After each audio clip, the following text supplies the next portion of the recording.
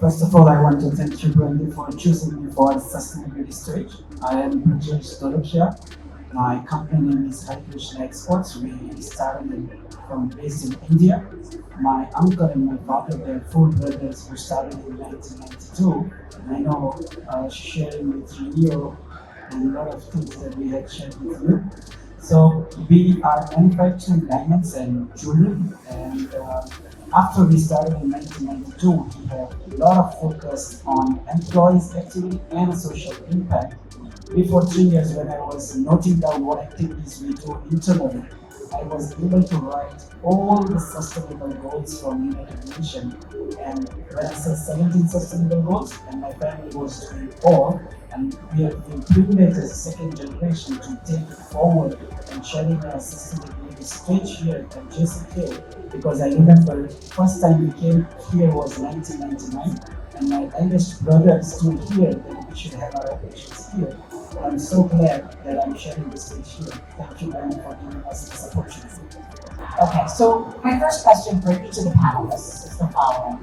You all come here with a different environmental footprint, gold, platinum, diamonds, etc.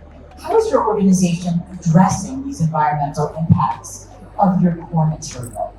So as I mentioned that we manufacture diamonds and jewelry. So before 7 years we tried a smaller version of implementing solar panels in our facility.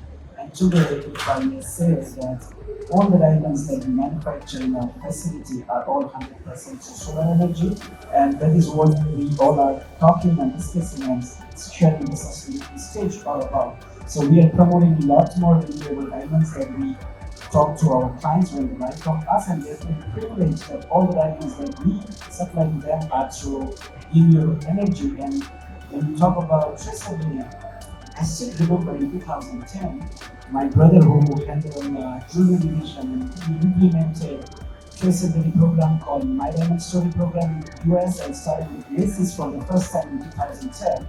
This was only possible because we have implemented the whole ERP system in our manufacturing facility. So since then we are talking about traceability, but every time we speak with retailers, chain stores, and customers, they talk about the third-party auditing, and now we see traceability platforms like Tracer, Avalancher, iTracit have come in place. Also, yesterday, GIA announced taking an initiative with Tracer. So when a third party is saying that this is untraceable diamonds, it feels more authentic and trusted by the chain stores and retailers. So when we talk about traceability and renewable energy, we will always be in forefront to implement it and showcase it to our customers. I actually met Rajesh way back when because I was heading Rio Tinto in North America, and we were building programs with them from the Australian mine to market. And to give Hari Krishna a ton of credit, they were one of the first on board with traceability and really took a huge focus on their very, very large organization, which is my other question for you, because you talk about solar panels, but please tell the audience just how large of an organization you have that you are creating this change for. So I told you about that we started in 1992 and we started with smaller diamonds. And of course in 2010 when we launched, it was all about real diamonds in our My Diamond Story program. So when we talk about scale, in 32 years we have reached to third largest manufacturing of diamonds in the world. We get direct supplies from all the miners, including GBOs, Rio Tinto, Burgundy, Lavinier, you name it, and we get direct supplies because we have 9,000 employees in our group. And the main thing we need is the raw material, and we need to get supplies from all over the world. And that's the topic right now as well. And when we talk about solar panels, we need 5 megawatts million hours per hour. And that's what we implemented because we wanted third party audited that 100% whatever is cut and polish is renewable, and that's what we implemented in. And when we talk about turnover, we do 1.5 billion turnover every year that manufacturing of diamonds. Because we're on this topic of really impacting communities in the long run. I know HK does a lot of work. I've read a lot about the work with water, etc. Talk a little bit about your employees and the structure you're creating within the entity. But how about outside, within the communities in which you operate around India? So we always think about every action that we take in HK, we think that how can we do good to the community? It could be our employees, or it could be a social impact. When we say that we have done a lot of water projects in India, we built 160 lakes in India that had scarcity of water. And we started an initiative when Prime Minister of India, Shri Narendra Modi, inaugurated our factory where we manufacture diamonds. My uncle and my family thought, how can we say thank you to the Prime Minister coming to inaugurate our factory? And my uncle thought that writing a letter would be a great idea and say that we will make a big lake, village where there is scarcity of water, which you can inaugurate. So it's not just like a pond, we can say, but we made a big lake, which again in 4 months we inaugurated. And my uncle was so motivated that he made a mission that he would make 100 lakes.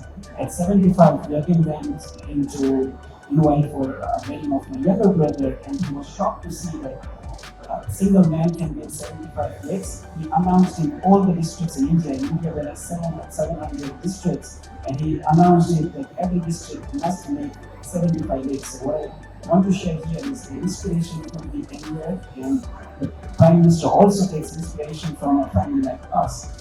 And then the journey continues, and my uncle received 4th civilian award from the government of India with the hands of president. And now the legacy continues, and we converted the mission from lakes to rivers. So the mission goes as Mission River, and we are starting to build 2 more rivers where we are digging up to 25 feet and working about 300 to 500 feet. Because the monsoon every time comes in India, and there is always a bit of river flowing, sometimes flooding, that the water goes into the sea. So this was the water project that Kelly was mentioning about. And when we talk that when we dig out the lake, we have a lot of science coming out, and where do we put it? There is no government land, and we need to buy the land. And we put sometimes good soil and red soil, mix it up, and then the next initiative comes is planting trees. So here when I'm sitting, I cannot forget to tell you that every visitor or customer comes to our booth, we plant one tree. So every time someone comes in, we take a photo and showcasing it with the Google location where the plant is. This is the initiative that we have been taking around, and we have our own Krishna jewellery brand in India available in 1,500 stores, and our independent franchise stores 80, and it is still continuing.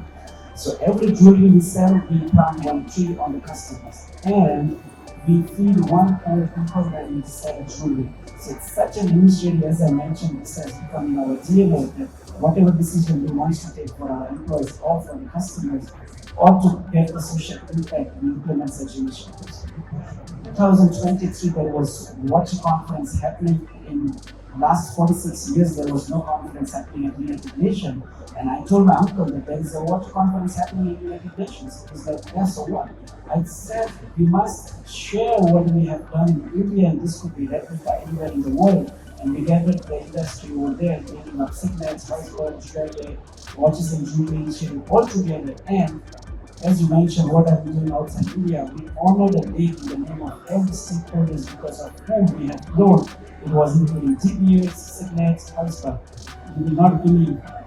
Last year we had a wedding of my younger brother, and Hellsberg made sure that he contributed back for the water conservation project that we do in India. So this is the inspiration we bring between the stakeholders that we work with. I love the smile that you get on your face by describing the work, and you haven't mentioned anything having to do with, the building of diamond communities or anything like that. So it's really wonderful to see. Thank you. So our next question is, what are the biggest barriers to implementing environmental restoration or regeneration, whether legislative, financial, or social? Of course, I can share something that we had experienced yesterday. When I'm sharing sustainability stream, I want to talk about yesterday we were sitting with the head of sustainability from Sydney, launching a case, how can we bring renewable and sustainable and traceable diamonds from treasure to consumer, telling about the stories that we do here at the sustainability stage. So it's all about how we pushing it to the consumer to know them the story about where diamonds and jewelry are coming from. So I'll just conclude by saying that this next generation of consumers, our children and our grandchildren, need to have a planet that they can live in. And so that means it's all of our responsibility, no matter where we come from, no matter where we live, to look at what we do, not only just ourselves, but the companies that we work with, and make good choices based on the knowledge we have about the work that they're doing. And so I hope you will consider what these folks are doing when you're making your supply chain choices and inquire and really start looking beyond just the words that you know at the present and think about all the other areas of impact that you might be able to have environmentally.